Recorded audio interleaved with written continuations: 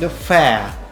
is an important cooperation between the Amount and the Royal Thai Embassy for years, with an aim to promote the long-standing educational cooperation between Thailand and Myanmar. These experiences are not only life-changing for individuals, but also essential for development of education sector in Myanmar. တချို့တက္ကသိုလ်ကျွန်တော်ကြားထားတယ် unlimited scholarship ယူလာတယ်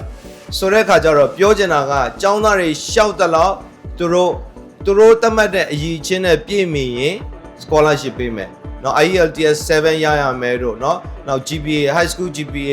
ဘယ်လောက်အနည်းဆုံးရရမယ်ဆိုဒါတွေကเนาะကိုယ့်ဘက်ကပြင်ဆင်ထားလို့ရှိရင်เนาะနိုင်ငံတကာတက္ကသိုလ်တွေမှာခုနလိုကျောင်းသားကတော့ကုန်စရာမလိုဘဲနဲ့တက်ခွင့်ရနိုင်တယ်ပေါ့เนาะ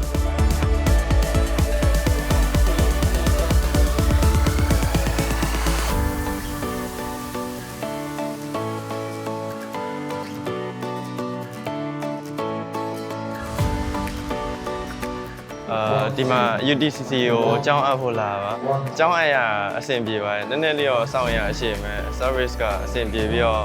လိုအပ်တဲ့ information တွေလည်းအကုန်ရလိုက်ပါတယ် Okay အဓိကပြောရမယ်ဆိုရင်တော့ဗျာဒီမှာထိုင်းနိုင်ငံရဲ့ဘောင်းဆောင်ကကျောင်းပေါင်းဆောင်ကလာပြီးလုပ်ခဲ့တဲ့အတွက်ကြောင့်ဒီတဲ့ဟာတွေကိုလည်းကျွန်တော်လေ့လာရရတယ်လို့ experience ကတော့ပြောရရင်တော့ညာကျွေးချက်စရာတော့များပါတယ်ဗျာအဓိကအားဒီကျွန်တော်ပညာဆိုင်နဲ့ပတ်သက်တဲ့ဟာတွေကိုလည်းဒီမှာအကြောင်းနဲ့မဟုတ်ပဲညားဖောက်လို့ဟာတွေလေ့လာရပါတယ်ဗျာ